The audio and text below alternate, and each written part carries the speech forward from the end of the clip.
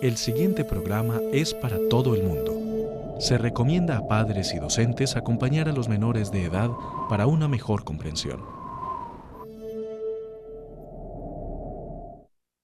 Bienvenidos. Estamos con el profesor Yves Lenoir, doctor en Sociología del Conocimiento, comendador del Orden de la Corona, profesor titular de la Universidad de Sherbrooke en Quebec, Canadá, expresidente de la Asociación Mundial de Ciencias de la Educación y miembro del Centro de Investigación de la Enseñanza y el Aprendizaje de las Ciencias. Monsieur Yves Lenoir, je vais vous poser quelques questions. Oui. Pourquoi une éducation interdisciplinaire? Bien.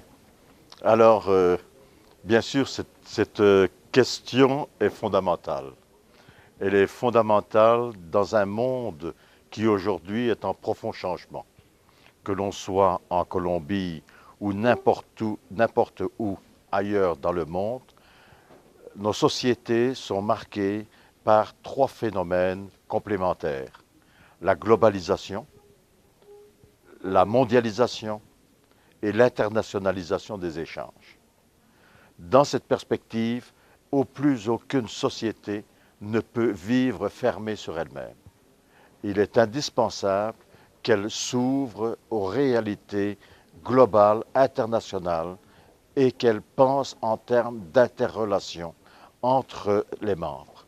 Dans cette perspective-là, la dimension interdisciplinaire est là aussi, de mon point de vue, fondamentale parce qu'elle pose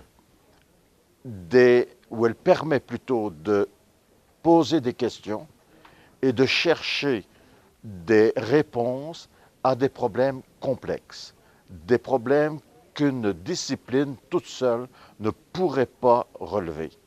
C'est impossible pour la géographie, par exemple, de pouvoir résoudre des problèmes qui doivent faire appel à d'autres disciplines. Je vais prendre un exemple que j'utilise d'ailleurs souvent.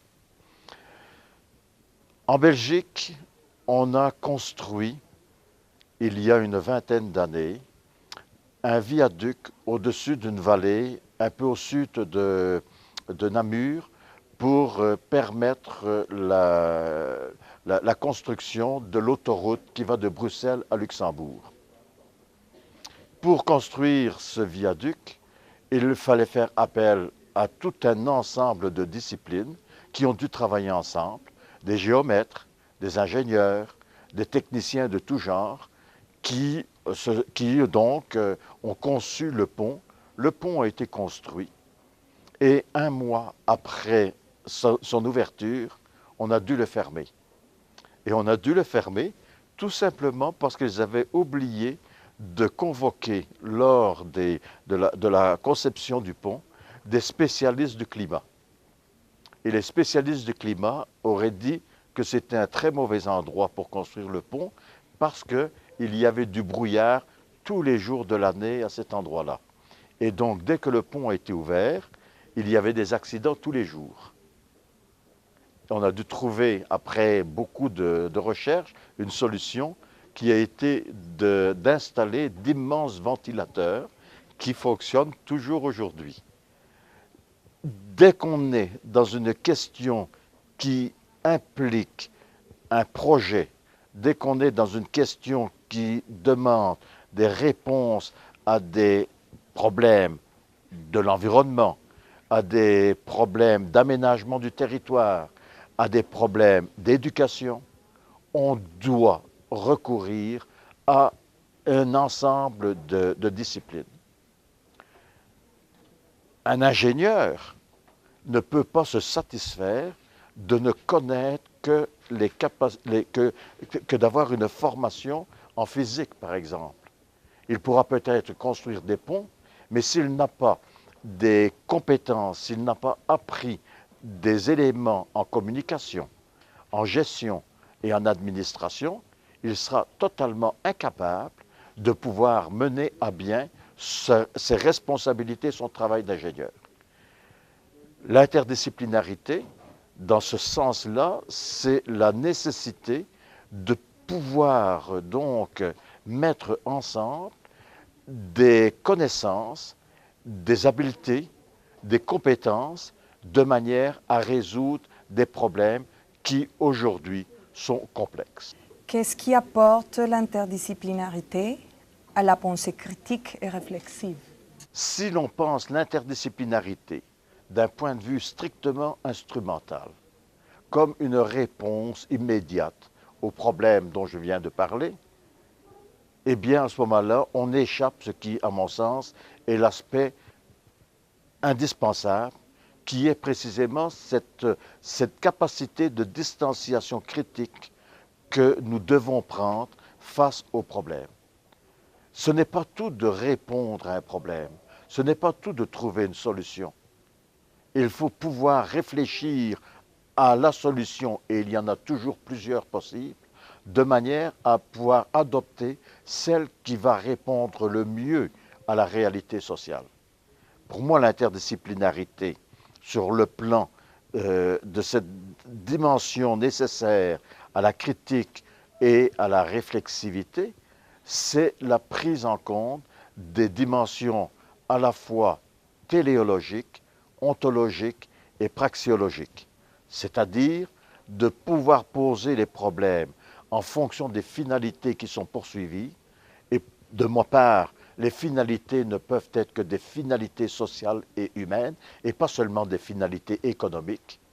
Ce serait réduire à l'extrême et nier la dimension humaine à laquelle on cherche à répondre.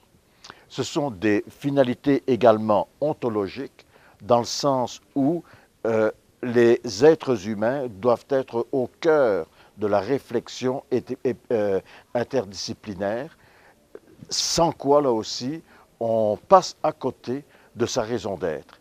Et enfin, ce doit être une perspective praxique, dans la mesure où il ne peut y avoir de séparation entre la dimension théorique et la dimension pratique.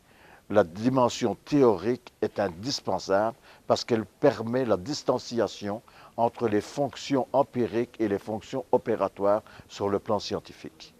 Donc, la nécessité d'une pensée critique, d'une pensée de distanciation, va être aussi soutenue par le fait que l'interdisciplinarité va reposer sur un dialogue entre des chercheurs provenant de différentes disciplines. Et s'il n'y a pas cette distanciation critique et réflexive, ils ne pourront jamais, d'aucune manière, s'entendre entre eux. Parce que chacun va penser que son point de vue et que sa discipline est bien supérieure à celle du voisin. Et donc, que lui aura la solution et que l'autre sera dans l'erreur. Penser l'interdisciplinarité sous cet angle critique et sous l'angle réflexif, c'est d'abord penser que mon point de vue doit pouvoir mis en cause, doit pouvoir être questionné et va pouvoir être confronté dans une perspective dialogique avec le point de vue des autres. Et ça, c'est un apport pour moi extrêmement important de l'approche interdisciplinaire. C'est comment, dans un système éducatif rigide en matière de discipline, Oui. pourrait-on faire place, ouvrir une possibilité à une rencontre interdisciplinaire? Je ne sais pas de quel régime vous parlez. La- S'agit-il du système colombien ou non? Je l'ignore, hein, bien que je peux avoir une petite idée, puisque je voyage un peu partout dans le monde. C'est vrai que nous vivons dans des systèmes éducatifs qui sont rigides, la plupart du temps. Même les systèmes éducatifs qui se disent ouverts sont souvent très rigides. Ils sont très rigides par leur ouverture, parce qu'ils pensent qu'ils détiennent la vérité. Donc, qu'est-ce qu'un système éducatif rigide? C'est plutôt de penser un système éducatif traditionnel ou non. Dans un système éducatif traditionnel, on conçoit les processus éducatifs comme étant la transmission d'un savoir donné à des étudiants qui vont devoir les apprendre généralement par cœur, pour ensuite pouvoir les régurgiter lors de l'examen, de manière à pouvoir les oublier par la suite. Voilà. Et ça a été mon cas. J'ai vécu mon éducation primaire, secondaire, ma formation d'enseignant dans un système éducatif rigide, dans le sens traditionnel. Bon. Cette perspective traditionnelle me semble tout à fait illusoire. Un être humain n'apprend que parce qu'il peut construire le savoir. Et la construction du savoir, elle se passe dans un rapport à autrui. Et ce rapport à autrui, pour moi, je reviens sur le terme, ne peut être que dialogique. C'est dans la discussion, pas dans une discussion pour prouver qu'on est le meilleur, qu'on a raison, mais dans une discussion qui est ouverte, dans un véritable débat, que l'on va pouvoir cheminer et apprendre. Apprendre réellement, c'est-à-dire avoir la capacité d'intégrer des savoirs qu'on pourra ensuite réinvestir. Parce qu'au bout du compte, l'important dans les savoirs, ce n'est pas le savoir en lui-même, c'est ce qu'on va en faire. Et donc, c'est la capacité que l'on a de pouvoir utiliser les savoirs pour faire des choses, mais surtout, d'abord et avant tout, pour comprendre le monde dans lequel on est, pour pouvoir interpréter ce monde, pour pouvoir le lire, pour pouvoir prendre une distance par rapport à ce qui se dit, et pour ensuite pouvoir agir sur le monde. Le savoir est une force. Et je ne suis pas le premier à le dire. Condorcet, en 1791, à l'Assemblée nationale française, lors de la Révolution française, a bien dit que le savoir était la capacité de rendre libre. Et pour moi, oui, le savoir rend libre. Mais il rend libre s'il est accompagné de la raison, c'est-à-dire s'il est accompagné d'une capacité de réflexion, de la capacité de raisonner qui permet de prendre la distance nécessaire, parce que le savoir comme tel ne sert à rien s'il n'est simplement que des éléments que l'on peut, comme ça, servir lors d'un repas le soir pour montrer qu'on est plus intelligent que les autres. Ça ne sert absolument à rien, ça. Donc, l'idée du savoir me semble tout à fait fondamentale. Et l'école ou l'université, peu importe, le système scolaire a cet objectif de faire en sorte que tous les élèves apprennent. Parce que tous les élèves, sauf exception, il y a des élèves qui peuvent avoir des handicaps, tous les élèves ont un potentiel d'apprentissage. Et c'est curieux de voir qu'il y a des élèves qui abandonnent l'école très tôt, alors que d'autres poursuivent. Et pourquoi abandonnent-ils? j'ai une personne qui vient m'aider chez moi. C'est un homme extraordinaire, d'une gentillesse. Lui, là, dans la quarantaine, et c'est mon homme à tout faire. Voilà. Et ce bonhomme n'a même pas terminé son primaire. Et un jour, il me dit, mais moi, j'ai pas fait l'école, mais toi, là, avec ton doctorat, il me dit, toi, tu es savant. Bon, je dis, peut-être que je connais des choses, mais toi aussi, tu es savant. Parce que dans ton métier, tu as des compétences, et ainsi de suite. Et alors, il me dit, oui, mais moi, j'ai abandonné l'école. Mais je dis, mais pourquoi tu as abandonné l'école? Mais parce que la maîtresse ne m'aimait pas. Et je me racontais des exemples qui montrent effectivement que la maîtresse ne l'aimait pas. Donc, il a été dégoûté de l'école. Comment est-ce possible que l'école puisse dégoûter des élèves? Bien, parce que l'école, à ce moment-là, adopte une posture de transmission que des élèves venant de milieux moins favorisés ne comprennent pas. Ils ne comprennent pas ce que ça veut dire. Ils ne comprennent pas qu'ils sont dans un système scolaire. Ils pensent qu'ils sont toujours dans leur milieu de vie. Et donc, ils ne sont pas capables de transposer. Je vais donner un exemple. Mais avant, il me dit, oui, mais toi, Yves, toi, tu as fait des études, toi, tu étais bon à l'école. Mais je dis, non, moi, j'étais mauvais à l'école. Heureusement, j'étais très mauvais à l'école. J'étais un mauvais élève, j'ai été désobéissant. Oh mon Dieu, j'ai tout fait à l'école. Bon, j'ai peut-être réussi, là, mais de peine et de misère. Je n'ai compris l'importance de savoir que beaucoup plus tard. Et là, j'ai pris le goût. Mais pas quand j'étais à l'école primaire et secondaire. J'étais un très, très mauvais élève. Je me dis, oui, mais qu'est-ce qui fait ça? Ben, c'est parce que, là, je vais venir à mon exemple.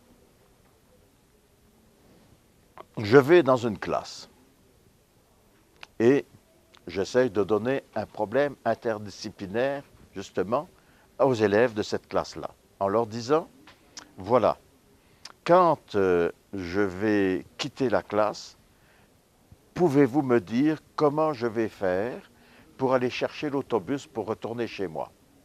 Parce que je ne sais pas quel est le chemin que je dois prendre. Donc, il y avait là de l'expression orale, enfin, de la géographie, ainsi de suite. Et il y a un élève qui lève sa main et qui me dit, écoutez, monsieur, ne vous en faites pas. Mon papa ne travaille pas aujourd'hui, il voudra vous reconduire. Il n'avait pas compris du tout qu'il était devant un problème scolaire. Pour lui, il était toujours dans la vie quotidienne. Et beaucoup d'élèves ne voient pas ce qu'est le métier d'élève.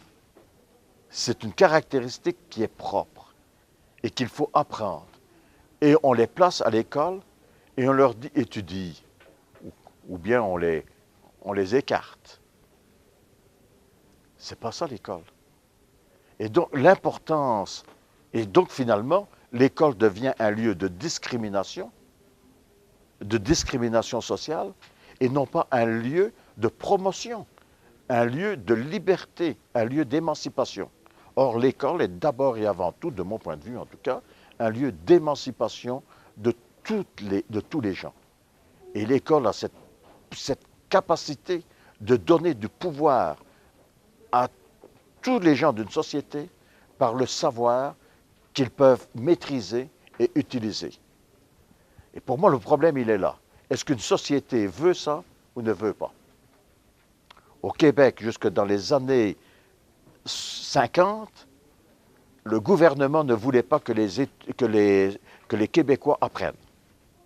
Parce que c'est plus facile à manipuler une population ignorante qu'une population intelligente. Et donc, il n'y avait pas d'école secondaire. À Montréal, il y avait une seule école secondaire et les élèves n'allaient pratiquement pas à l'école. Ce n'est qu'un choix qui est arrivé à partir des années 60 où le gouvernement en place a compris que si on veut une société qui se développe et qui puisse être compétitive dans le monde, il fallait que toute la population soit éduquée. Donc, il faut investir dans l'éducation. C'est un choix de société et c'est un choix d'abord et avant tout politique. C'est la responsabilité des hommes politiques avant d'être la responsabilité des enseignants. Et si c'est la responsabilité des hommes politiques, les enseignants à ce moment-là, et si on met en place un système scolaire ouvert et accessible à tous, à ce moment-là, les enseignants ont la responsabilité d'abandonner les modèles traditionnels de transmission et de penser que leur enseignement doit s'adresser à tous les élèves et que donc ils doivent impliquer les élèves dans le processus d'apprentissage en modifiant leur rapport à l'élève. Voilà. Merci beaucoup, Monsieur Lenoir.